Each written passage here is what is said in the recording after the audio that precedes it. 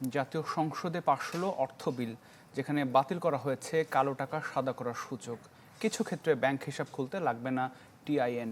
এছাড়া মূল্যস্ফীতির কথা ভেবে 25,000 টাকা বাড়িয়ে ব্যক্তিকরমুক্ত আয়সীমা 4 লাখ টাকা করা হয়েছে।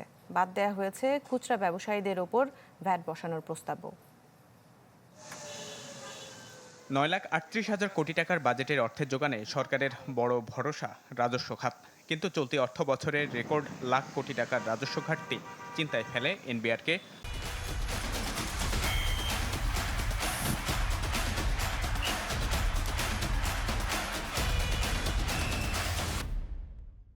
বাড়ানো হয় করজাল, কিন্তু ব্যবসায়ীদের আপত্তি আর নানামুখী সমালোচনার পর খানিকটা রক্ষণশীল হতে হয়েছে সরকারকে।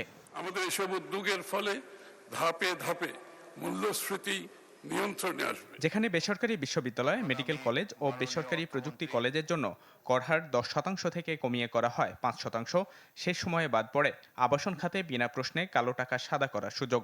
তাই জমি বা ফ্ল্যাটের দলিল মূল্যের চেয়ে প্রকৃত মূল্য বেশি হলে সুযোগ থাকছে না নিয়মিত কর দিয়ে বৈধ করার। আমরা করের হার বৃদ্ধি করে নয়, চলতি বাজেট থেকে মাত্র 25,000 টাকা বাড়িয়ে নতুন অর্থ বছরের জন্য ব্যক্তির করমুক্ত আয়সীমা 4.25 লাখ টাকা করার প্রস্তাব করেছিলেন অর্থমন্ত্রী। তবে চড়া মূল্যস্ফীতির এই সময়ে সেই সিদ্ধান্ত নিয়েও তৈরি হয় বিতর্ক।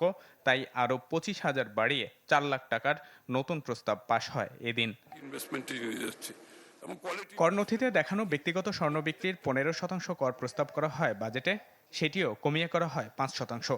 এছাড়া জমি ডেভেলপমেন্টের ক্ষেত্রে মালিকদের ওপর 15% ক্যাপিটাল গেইন ট্যাক্স কমে দাঁড়ায় 5%। কম্পিউটার আমদানিতে থাকা 5% অগ্রিম আয়কর নামানো হয় 2%।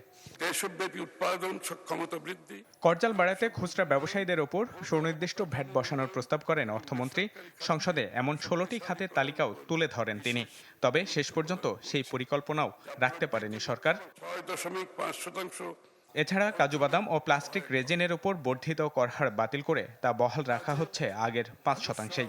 একই সাথে ওটিটি প্ল্যাটফর্ম এবং অনলাইন বিজ্ঞাপনের ওপর 15% ভ্যাট কমে হতে পারে 5%।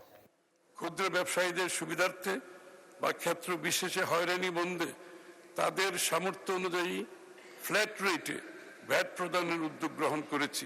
ব্যাংক ও আর্থিক খাতের আস্থা ফেরাতে লুটেরাদের ফেরার সুযোগ বন্ধের কথাও জানান অর্থমন্ত্রী। 18 ক বিষয়ে বিভিন্ন অংশীজনের মতামতের ভিত্তিতে সরকার এই ধারাটি বিলোপের সিদ্ধান্ত নিয়েছে। ইমদাদ হক, চ্যানেল 24, ঢাকা। আমাদের বার্তা